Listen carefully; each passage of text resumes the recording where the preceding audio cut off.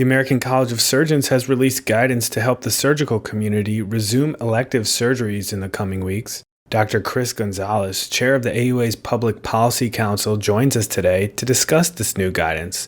So how are things in Chicago and at Loyola University Medical Center right now, Dr. Gonzalez?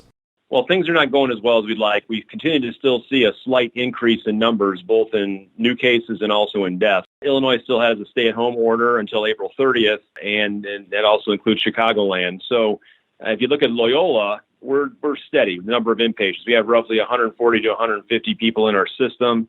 We are keeping very close track on our ventilators. We've got 91 ventilators, 61 are being used, 30 are still available, and the number of ICU beds is holding stable. We still have some available, not as many as we'd like, but obviously we have not seen an acceleration, just a slow increase right now. Our workforce is also steady. We've got about 60 healthcare professionals who are in quarantine or who have been diagnosed with COVID. So again, we're keeping steady, but we have enough people, we have enough protective gear to keep going.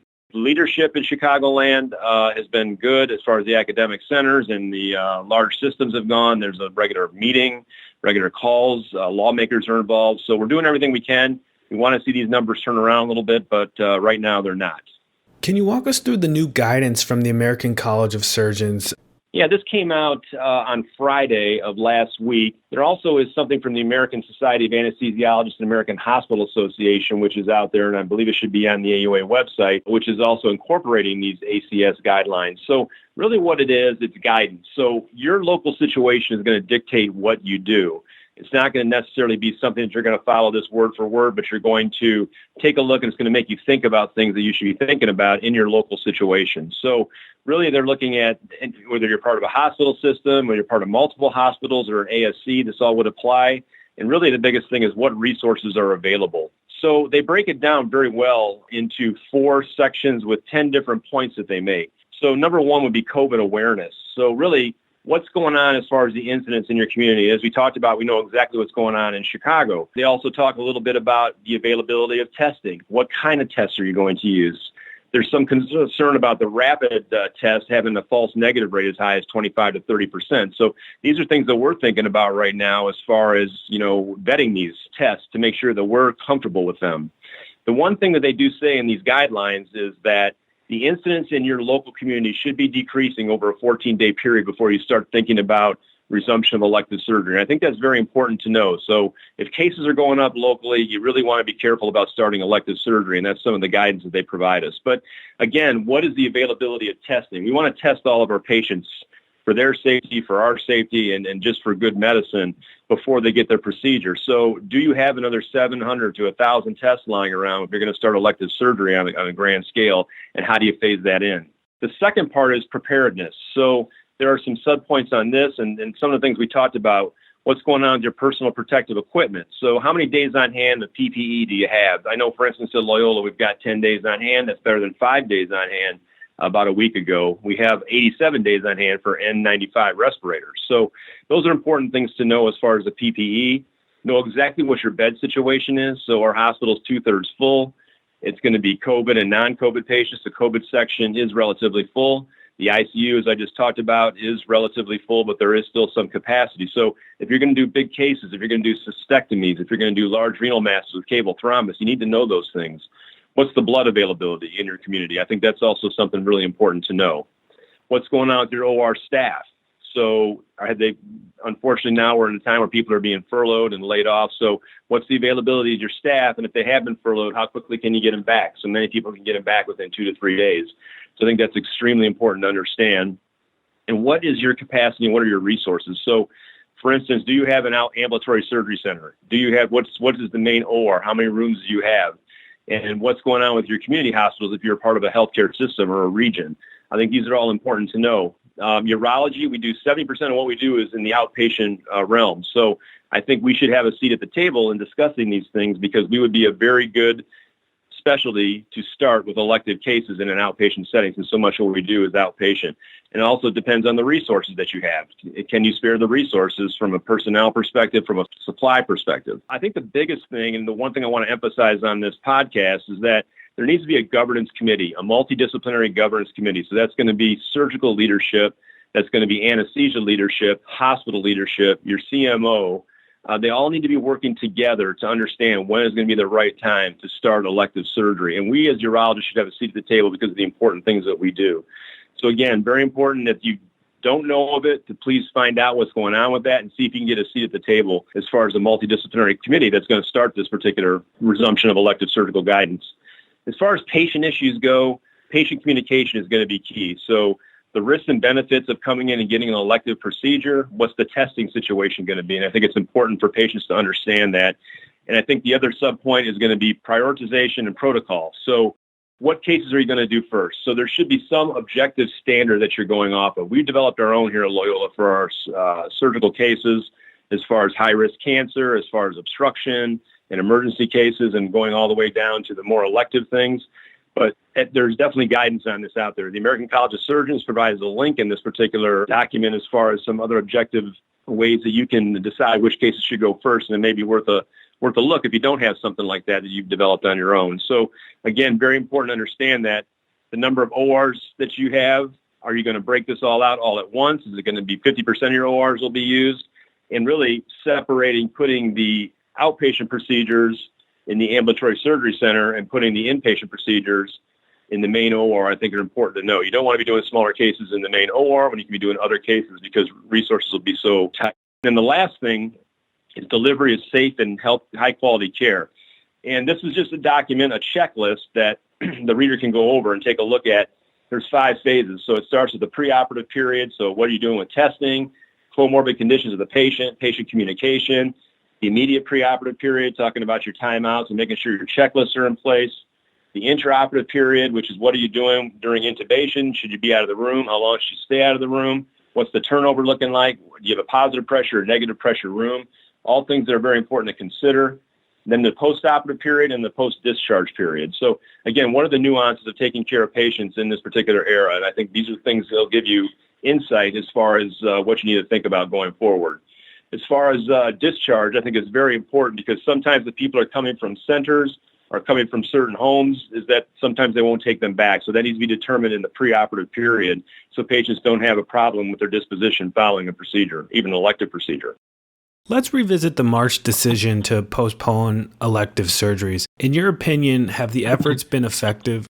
So we postponed elective surgery on March 13th, and then we progressed to only urgent emergent as of March 20th. So this has been over a month now. So a very, very difficult decision. There was people that were very supportive of this, and there was some pushback on it. And there's no question about it because this is a big step. But it was the right thing, in my opinion. Did it help? I do think it helped. Just can't quantify how much it helped. But certainly, I think if you just look at it with the information that we had at the time, we have patients that are somewhat elderly, if they've got comorbid conditions. I think bringing them into this environment with everything going on and what we didn't know really would not have been safe or smart medicine. So yes, I think we did the right thing. But as you know, we've canceled probably 80 to 85% of our cases, or I like to say postpone those cases. So there's going to be an enormous backlog here. So the bottom line is that this has come at a cost for us, and I'll talk a little bit more about the finances later. And what are some of the big concerns facing the surgical community and the patients waiting for procedures right now? Well, the biggest concerns are going to be this enormous backlog of cases. So we had an initial cancellation of cases and postponing these cases, and really that's going to be a big deal. As primary care docs are starting to ramp up with telehealth, and as urologists are ramping up with telehealth, we're going to start generating more cases. So those are going to have to be added on to our already enormous backload. So again, we have to think about these things, and imaging is also increasing. So the number of CT scans, MRs is going to start to increase. That's going to increase our workload as well. So I think it's so key to take a meticulous log of cases that must be kept and prioritized, and that needs to be continually updated. So we don't really cancel, we postpone. So if we have to move somebody on the schedule, we always make sure, especially for our surgical patients, that there is a disposition. So if you're not going to go this week, you're going to go 3 weeks from now and you get a date. And we stay in touch with them, with our staff. We definitely make sure that we are communicating everything that we know, that your case looks like it's probably going to go or it's not going to go. I think the patients really appreciate that. The other thing we've done is we went back and looked at all the cancellations in our clinic.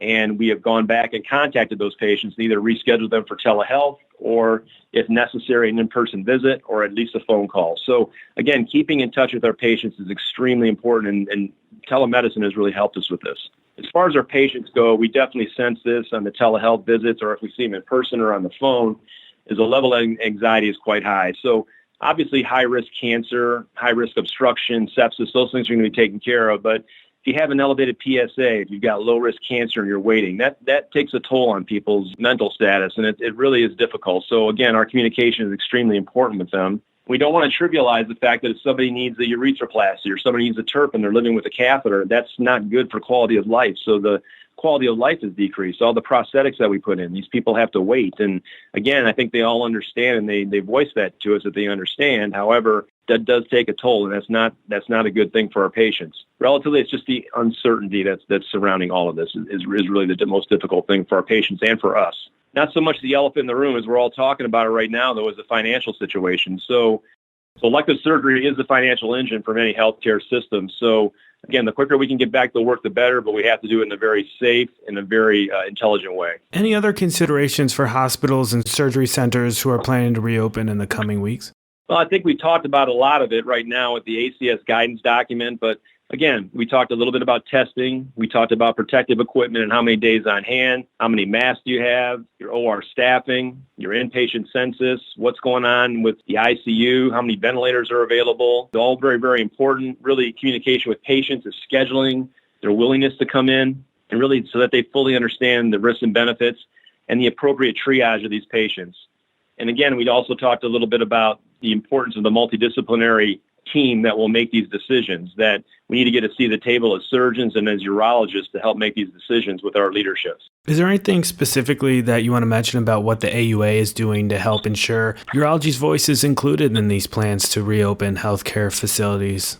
The AUA has been quite busy the last several weeks. Not that they're not busy all the time, but they've been busy the last several weeks with this. So we have had close communication, conference calls with the American College of Surgeons, the Surgical Coalition, the Alliance for Specialty Medicine, and also the AMA. So really the goals are what do we need to do to keep physicians whole? How do we decrease the regulatory burden? And what do we need to do to keep telehealth and the regulations low on that? Some of the other things we're working with CMS and HHS on are loan forgiveness, talking about suspending prior authorization, talking about advanced payment and accelerated payment programs. So again, we're keeping a very close eye on this because this is having such an effect on doctors and also non-providers globally. We're also keeping an eye on state legislation as far as it relates to COVID and non-COVID. We've done a lot for telehealth as far as giving tips to our members. And then also there was a telehealth webinar, which was very well received. So we were trying to keep very up to date on all these things, and we're working to speak as one with the surgical community right now. Dr. Gonzalez, do you have any other final thoughts or messages to send to the urology community as we move forward in the fight against COVID-19? Well, I think the biggest thing is these are very uncertain times. So my message to members is just to take care of yourselves. Make sure your mental health is in a good place. Sometimes you have to find diversions, take your mind off this for a while. I know some people are living away from their families and the hardship that definitely makes. So just doing the best you can to keep your family together. There's all types of help in your organizations, in your institutions, and seek that if you need it. I think similarly, we should think about our colleagues, think about our staff, think about our nurses, and to please check in with people. There's very, very high times of stress and uncertainty about becoming infected yourself, financial despair, fear for your job. So I think it's important to communicate those things. The biggest thing as a leader you want to think about is just being transparent. Regular updates are extremely important. Face-to-face meetings are very important, obviously with appropriate social distancing. But I think just making sure that we all stay in touch and not lose that's extremely, extremely important. One thing that we have heard a little bit about is insurance covered issues from commercial insurers where there's been some denial of quote unquote elective surgery. So again, there's only anecdotes right now, but if you hear about that, please contact us at the AUA Public Policy and let us know about those things. So we will look into that. I think that's very important in these times that we're getting reimbursed for what we're doing, and that as surgeons that we are the ones dictating what's considered elective and what's not. And we should not have commercial insurance dictating that to us.